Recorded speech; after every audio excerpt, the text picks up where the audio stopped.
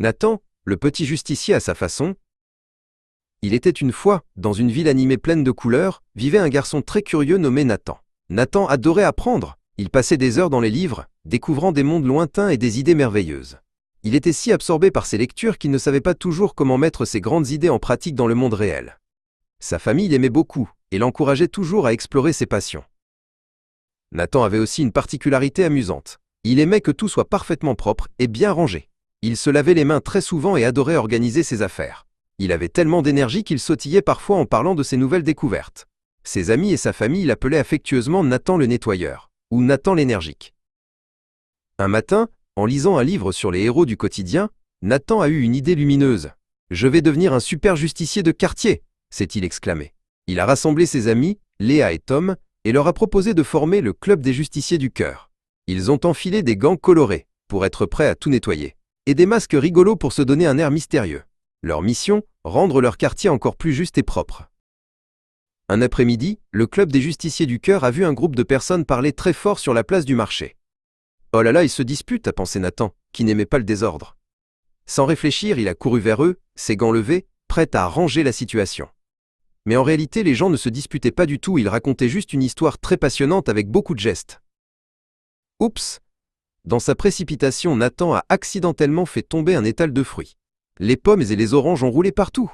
Une dame très gentille, Madame Dupont, la boulangère, est venue le voir. « Mon cher Nathan », a-t-elle dit avec un sourire, « parfois, vouloir être un justicier très fort peut créer un petit désordre.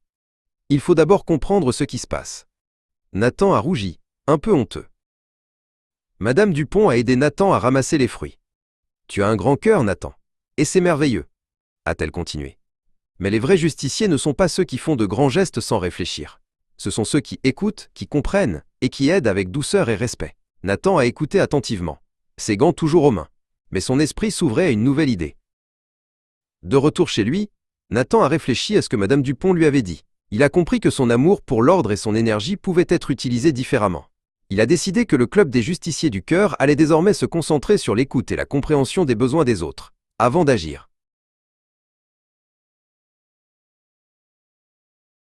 Le lendemain, Nathan, Léa et Tom sont retournés sur la place du marché. Cette fois, ils ont observé. Ils ont vu une dame âgée avoir du mal à porter ses sacs. Ils ont vu un petit chaton miauler tristement sous un banc. Ils ont vu un enfant qui avait perdu son ballon.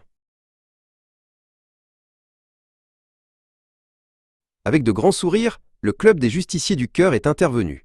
Ils ont aidé la dame avec ses sacs, ils ont trouvé une famille pour le chaton et ils ont aidé l'enfant à retrouver son ballon. Ils n'ont pas fait de bruit, ils n'ont pas couru partout, ils ont juste aidé, avec gentillesse et efficacité.